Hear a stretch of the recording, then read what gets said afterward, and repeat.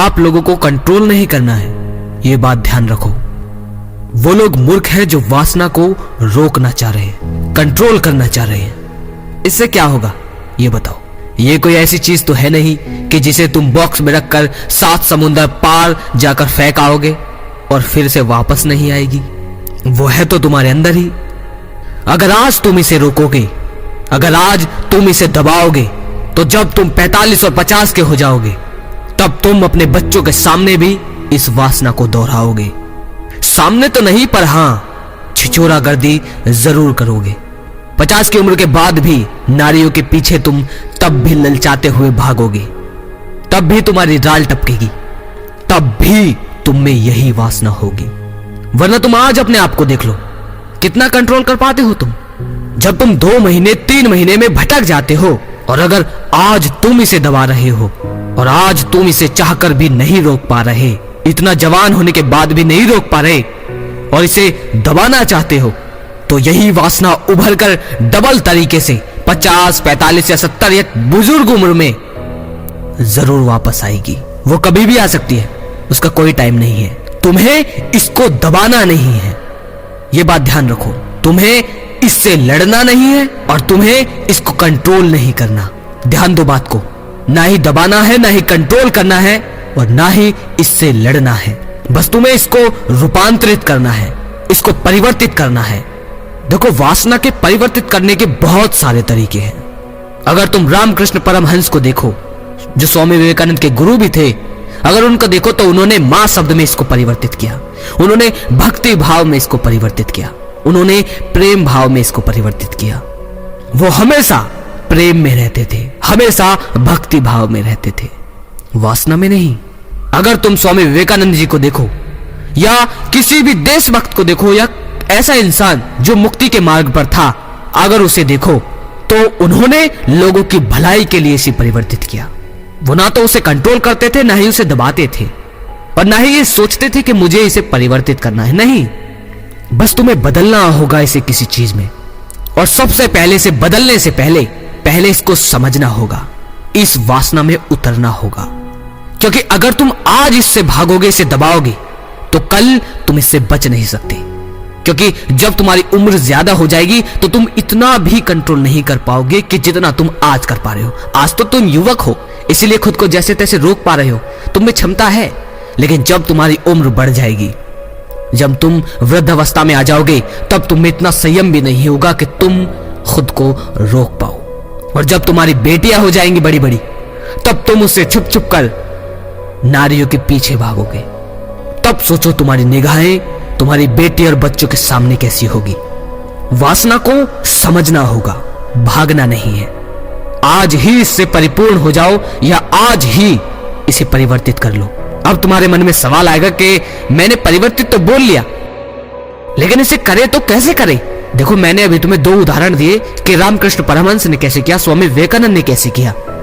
मानता हूं तुम्हारी जिंदगी उनसे बहुत अलग है, तुम एक संसारिक जीवन में जीने वाले इंसान हो, मानता हूं, लेकिन इसमें भी बहुत फर्क है। तुम चाहो तो आज भी इसे प्रेम में परिवर्तित कर सकते हो।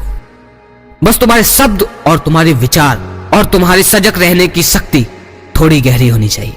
प्रेम में परिवर्तित करना बहुत आसान है, और अगर तुम अभी युवा हो तो तुम इसे अपनी सफलता में इस्तेमाल करो। लेकिन सबसे पहले इसे समझो, क्योंकि सफलता अगर तुम पाना चाहोगे भी तो भी ये तुम्हारे काम में बीच बीच में आएगी।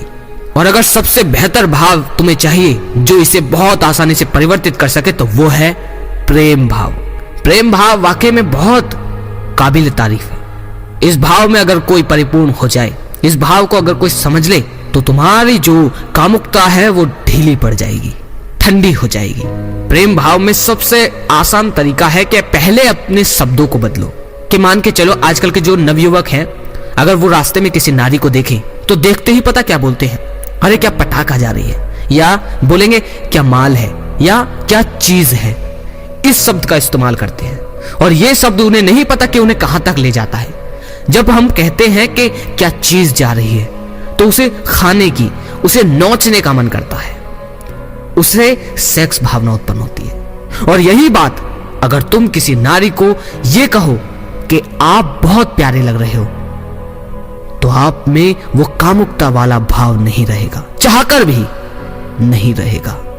मानता हूं अभी तुम दीदी या मां नहीं बोलोगे हर किसी को, लेकिन अपने शब्दों को पहले पवित्र करो।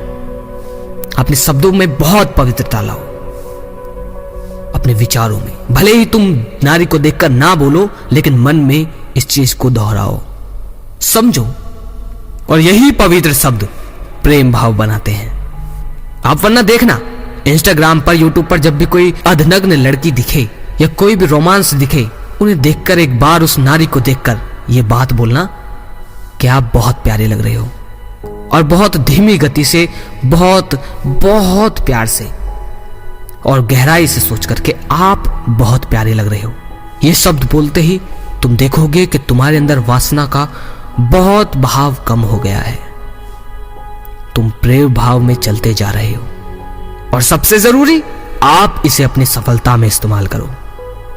आप अपने माँ बाप के सपनों को पूरा करने में, खुद के लिए तैयार होने में इसका इस्तेमाल करो। क्योंकि जिंदगी में पहले सफलता है। किसी भी फील्ड में एक लक्ष्य को पाने के लिए उसमें लगातार दिन रात खुद को खपाते रहो। दोबारा बोल रहा हूं कि वासना से बचना और भागना नहीं है। वो लोग मूर्ख हैं जो यही बताते हैं कि कंट्रोल करो, इतने दिन संयमित रहो, इतने दिन कंट्रोल करो। नहीं हो सकता। वासना कोई ऐसी चीज नहीं है जिसे दबाया जा सके।